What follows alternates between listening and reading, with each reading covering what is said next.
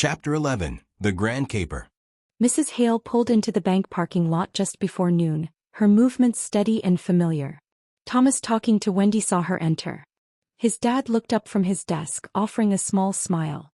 She leaned down, wrapping her arms around him in a brief hug, then pressed a quick kiss to his cheek. "Got time for lunch?" she asked, hopeful. Curious where this caper leads? So is everyone in the county. If you love a good mystery, drop a yes in the comments and dive into Chapter 11, The Grand Caper. Don't forget to hit like and subscribe to stay ahead of the story. Mr. Hale exhaled lightly, tapping a stack of papers. Wish I could. Small emergency I need to handle. Mrs. Hale nodded, giving his shoulder a squeeze. From the counter, Wendy glanced up. "You dealing with the diner thing?" Mr. Hale shook his head, flipping a document. Not directly, but it's got half the town restless. No one likes feeling unsafe. Thomas frowned slightly but didn't ask yet. They grabbed their food quickly, the drive-through transaction smooth routine. In the car, as Thomas unwrapped his burrito, his mom shifted the conversation. "You hear about the diner?" Thomas glanced up mid-bite. No. What happened? She adjusted the rearview mirror, sighing. "Someone hid it overnight. Big guy, strong enough to carry the safe like it weighed nothing. No one's caught him." Thomas furrowed his brow, chewing slowly. Anyone have any ideas? Mrs. Hale hesitated, drumming her fingers lightly against the steering wheel. "Plenty of theories. Some folks are pointing fingers too fast, though. I don't like that." Thomas didn't press. But the idea settled in his thoughts, tucked away for later. The car crunched onto the gravel driveway. The air hung heavy, thick with the scent of honeysuckle and damp earth. Mrs. Hale's voice, soft but firm, broke the silence. "Thomas," she said, her words precise. "Sister Estrada's daughter had a baby early. They're in Little Rock helping out. Before you head to Carol's, could you feed their chickens?"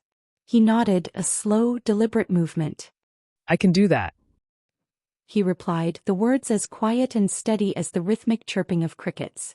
Thomas pedaled steadily, the warmth of the afternoon sun pressing against his back. His home fading behind him, replaced by long stretches of quiet farmland. The rhythm of his ride was familiar, the steady churn of the tires, the occasional rustle of wind through the trees. But in the back of his mind, he knew what was coming. The highway stretch would come twice this time. He knew what to expect. The wind, the trucks, the unsettling force of it all. But that didn't make it any less tense. As he neared the first highway crossing, his grip on the handlebars tightened instinctively. He waited, scanned the road, and then moved. The gust from a passing truck hit him, pulling at his jersey, but he kept his line, his pace controlled. Another half-mile of careful riding, then relief. The turn onto the quieter road leading to the Estrada's home. The tension eased, replaced by the sound of cicadas buzzing in the distance and the faint scent of dust rising from the gravel drive. The Estradas had 12 hens and 1 rooster, all pecking and scratching at the dirt, their movements aimless but busy. Thomas scanned the coop. No signs of predators. The chickens were doing what chickens do, fluttering, clucking, digging through the dust like they were uncovering some grand secret. He made his way to the white shed, swinging the door open just enough to squeeze inside. He spotted the feed instantly, the familiar yellow and red bag slouched in its usual corner.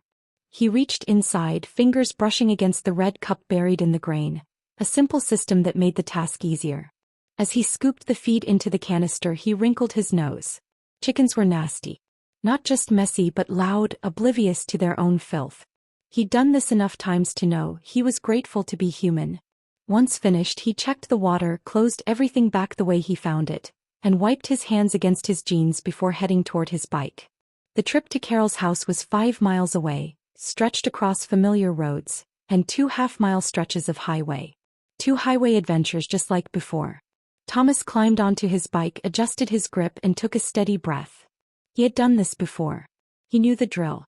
And then, he pushed off, the road stretching ahead, the weight of the afternoon sun pressing down. Thomas and Carol uncover the Iron Beast in Chapter 12. But what does it mean for Winslovia? Have you ever explored an ancient forest? Hit like and subscribe, then share your adventure in the comments. Keep an eye out, Chapter 12. The Iron Beast and Winslovia's new era is dropping soon.